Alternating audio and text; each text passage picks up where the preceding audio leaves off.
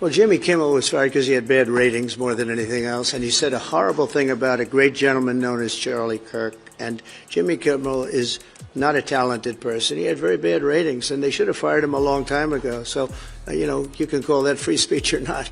He was fired for lack of talent.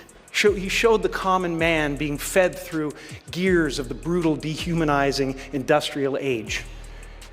He took on the American right wing of his day, its worst evils: hatred of immigrants, contempt for the truth, greed, and the abuse of power. We are fighting those same evils today.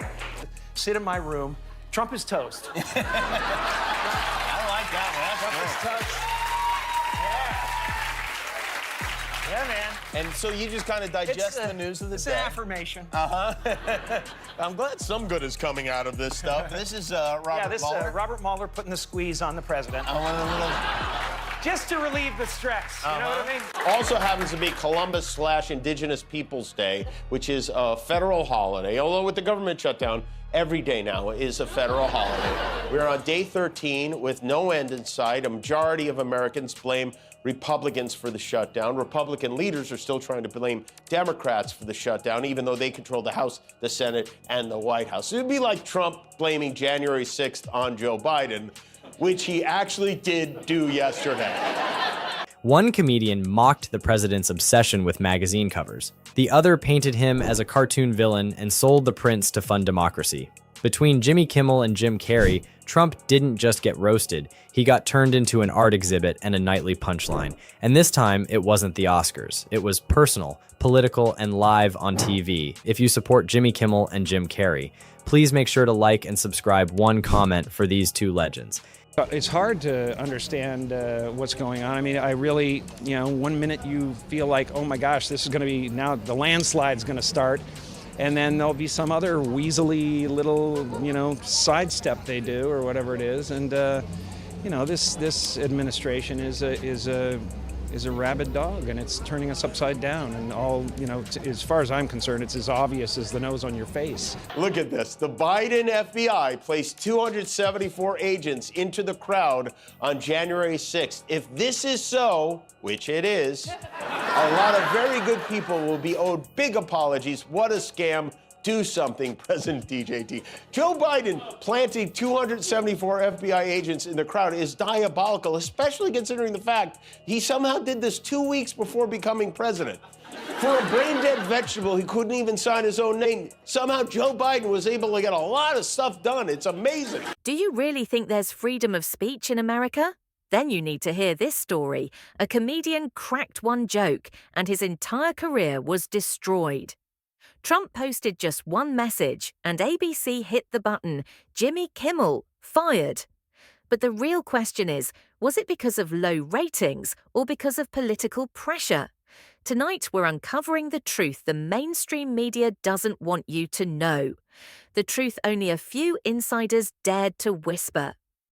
Trump had what was easily the most presidential day of his life. He was front and center on the world stage, signing a ceasefire in the Middle East, and then he got home, he started going through the internet, and he just couldn't help himself.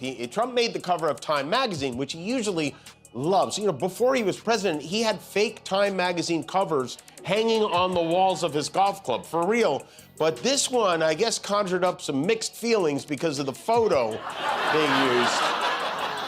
It's upset him so much that at 1:36 a.m. he posted, Time magazine wrote a relatively good story about me, but the picture may be the worst of all time. Just weeks ago, Jimmy Kimmel was making millions laugh every night. But one night, his jokes shook. Washington, one monologue, one line, and the most powerful man in America, Donald Trump, went furious. Fired clown, Trump wrote on Truth Social. But insiders say this wasn't a joke, it was a political signal. Kimmel's jokes had stopped being comedy. They had become truth disguised as humor. Every punchline hit Trump's ego directly. And when comedy collides with politics, someone always pays the price. They disappeared my hair and then had something floating on top of my head that looked like a floating crown, but an extremely small one. Really weird. Now, I want to go back to that cover and show you this crown Okay, that's not a crown, that's the letter M. Only he would see an M on his head and assume it's a crown. If that's not an M, you're on the cover of Tie magazine, okay? Finally being honored for wearing that tie down to your knees. Every morning is a game of who am I mad at today? Is it the Cracker Barrel logo? Is it windmills? Is it Bad Bunny? Is it the Nobel Prize? Or is it the turkey vagina slapping around over my chin? One tweet, that's all it took to divide the media. Trump wrote, "Jimmy Kimmel has the worst ratings. Fire him already." And just hours later, ABC executives called an emergency meeting. Reports say there was unusual pressure in that room. Kimmel himself had said, "I'll never stop speaking the truth." Maybe that was the moment his fate was sealed. His fans called him brave. He spoke truth to power. But Trump's supporters labeled him an enemy of the people. In America, laughter had suddenly become dangerous. Jimmy Kimmel was fired because he had bad ratings more than anything else, and he said a horrible thing about a great gentleman known as Charlie Kirk. And Jimmy Kimmel is not a talented person. He had very bad ratings, and they should have fired him a long time ago. So, you can call that free speech or not. He was fired for lack of talent. Brendan Carr, the chairman of the FCC, telling an American company, we can do this the easy way or the hard way, and that these companies can find ways to change conduct and take action on Kimmel, or there's going to be additional work for the FCC ahead. In addition to being a direct violation of the First Amendment, is not a particularly intelligent threat to make in public. Ted Cruz said he sounded like a mafioso. Although, I don't know, if you want to hear a mob boss make a threat like that, you have to hide a microphone in a deli and park outside in a van with a tape recorder all night long. This genius said it on a podcast. Brendan Carr is the most embarrassing Carr Republicans have embraced since this one. And that's saying something. Kimmel's comeback episode had pulled in 6.3 million viewers, his biggest audience in years. The next night, Kimmel addressed it head-on, grinning into the lens. Has anyone ever been fired for bad ratings on a Wednesday? The crowd screamed. It wasn't just a comeback, it was a counterpunch.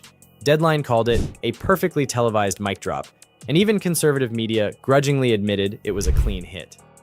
And you almost have to feel sorry for the people who work for him, who try to clean up the messes. They've been bending over backwards to say, oh, he never threatened. J.D. Vance today made the claim that what the FCC chairman said was a joke, which, I don't know, maybe that was a joke? I don't know. They go to all these lengths to say, oh, it wasn't coercion, the president was just musing. And then the second Trump is alone, he sits on the toilet, he gets his grubby little thumbs on his phone, and he immediately blows their excuses to smithereens and says, it was ratings that got me fired. Has anyone ever been fired for bad ratings on a Wednesday?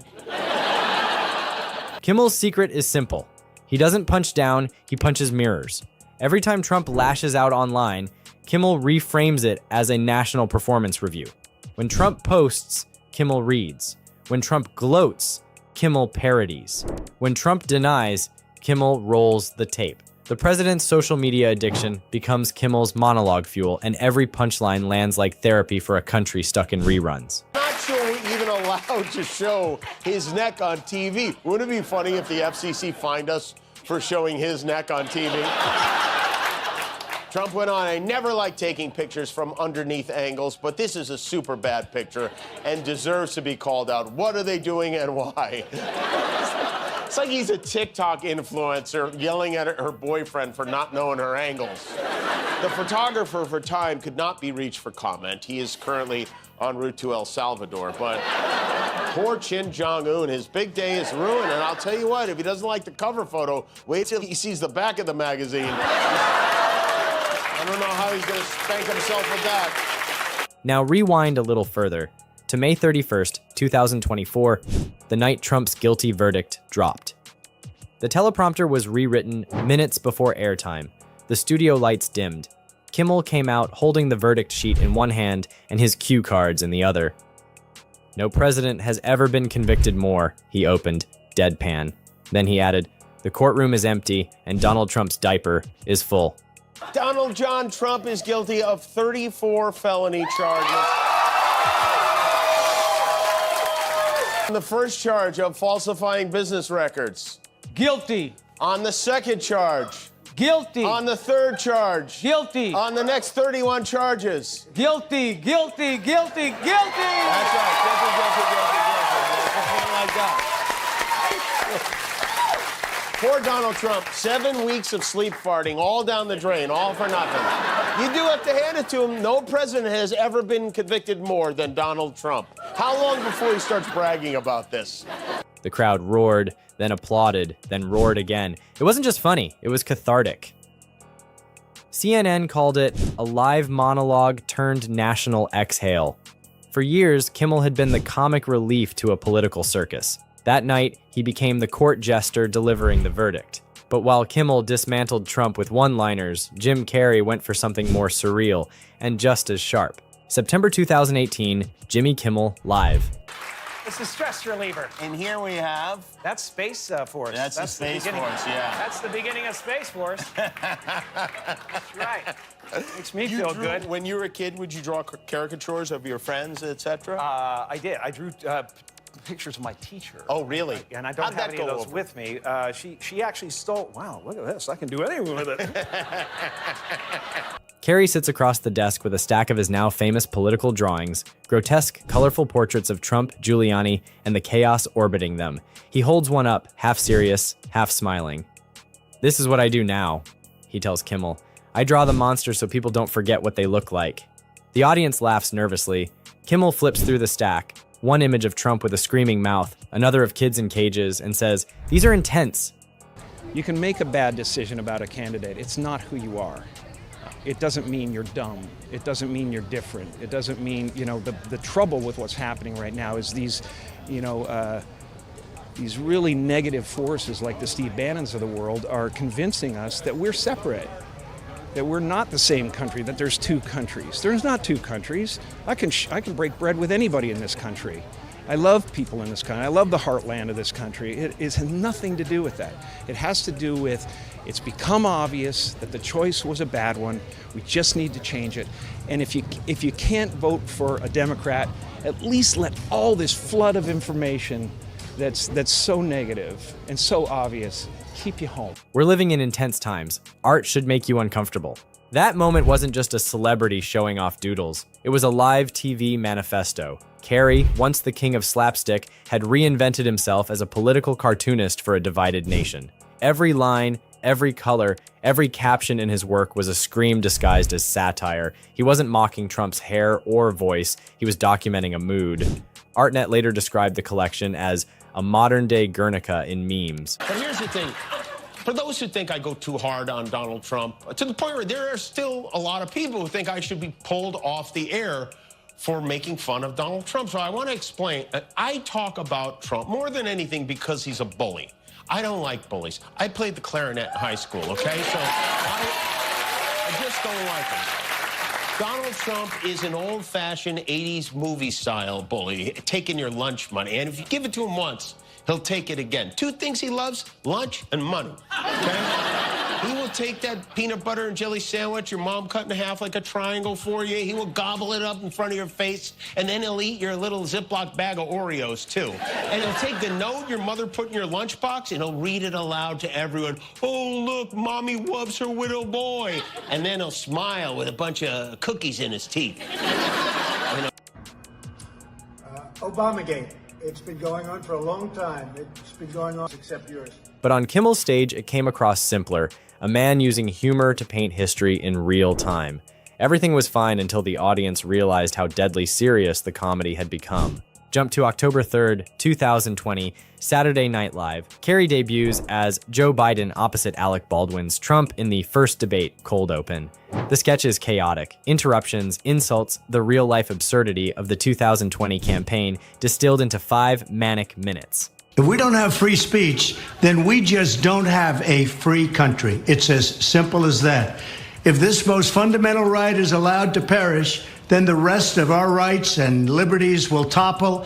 Just like dominoes, one by one, they'll go down. That was also in 2022. And I wonder, how did that guy turn into this guy? Who would you like to see replace Kimmel on late night? Well, a lot of people, anybody could replace him. The guy had no talent. Kimmel look, he was fired. He had no talent. It's a whack job, but he had no talent. And more importantly than talent, he had no, because a lot of people have no talent to get ratings. But he had no ratings. Well,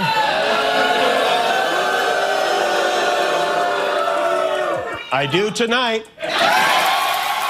Carrey plays Biden like a reluctant referee, repeating, "Will you just shut up, man?" Baldwin's Trump bellows over him. The crowd howls, but what's happening isn't parody, it's playback. The real debate that week had been just as unhinged. The SNL cold open exposed how politics had become performance art, with Trump as its most overcommitted actor. Variety called the sketch live fact-checking disguised as comedy. What ties Kimmel and Carrey together isn't just that they roasted the president. Maybe he isn't Teflon. Maybe he's one of those sticky trapped for rats. We don't know. Maybe he's a wet pocket full of gummy worms. After the verdict, a PO'd former POTUS marched over reporters outside court to let his displeasure be known. This was a disgrace. This was a rigged trial by a conflicted judge who was corrupt. It's a rigged trial, a disgrace. They wouldn't give us a venue change. We were at 5% or 6% in this district, in this area. This was a rigged, disgraceful trial. But the real verdict is going to be November 5th by the people. And they know what happened here, and everybody knows what happened here. You have a Soros-backed DA, and the whole thing, we didn't do a thing wrong. I'm a very innocent man, and it's okay. I'm fighting for our country. I'm fighting for our Constitution. It's how they turned his spectacle into a mirror. Kimmel uses the talk show format as a nightly audit of Trump's ego, exposing the fragility behind the power. Carrey uses performance and art to strip the myth down to a caricature. Both do it live, both get real-time reactions, and both rely on the same principle. If you can't get accountability from politicians, you can get it from punchlines. Everything was fine until Trump started reacting. I was not a fan of Jeffrey Epstein, and you watched people yesterday saying that I threw him out of a club. I didn't want anything to do with him. That was many, many years ago. It shows you one thing, that I have good taste, okay? Now, other people, they went all over with him. They went to his island. They went all over the place. He was very well known in Palm Beach. His island, whatever his island was, wherever it is, I was never there. Find out the people that went to the island. But Jeffrey Epstein was not somebody that I respected. I threw him out. In fact, I think the great James Patterson, who's a member of Mar-a-Lago, made a statement yesterday that many years ago I threw him out. I'm not a fan of Jeffrey Epstein. Thank you very much. Mr. President, I want you to know sometimes when I watch you striding across the White House lawn so confidently, with so much masculinity, I'll admit it, I get sexually aroused. Thank you for breathing life back into my once slumbering penis. That was very well stated, listen.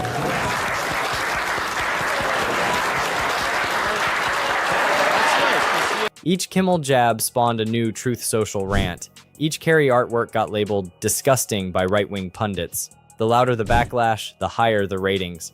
By mid-2025, Kimmel's anti-Trump monologues were trending weekly, and when Carrey's paintings were displayed in galleries, they drew thousands of visitors who said they first discovered them on late-night TV. The line between art and activism was gone. He's gunning for our journalists, too. He's suing them. He's bullying them. Over the weekend, his foxy friend Pete Hegseth announced a new policy that requires journalists with Pentagon press credentials to sign a pledge promising not to report information that hasn't been explicitly authorized for release. That includes unclassified information. They want to pick and choose what the news is. I know that's not as interesting as muzzling a comedian, but it's so important to have a free press, and it is nuts that we aren't paying more attention to it.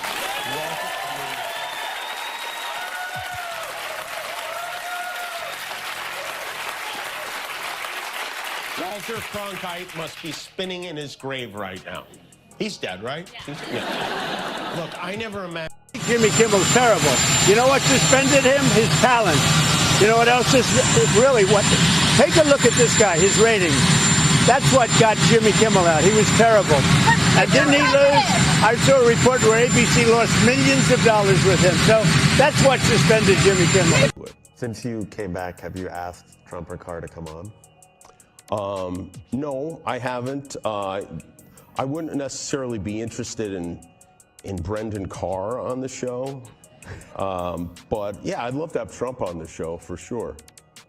Yeah. I mean, I feel like he knows that he wants. I don't know. All right, I'll ask him. If you've ever wondered whether jokes can still matter, drop a comment below, because these two proved they can.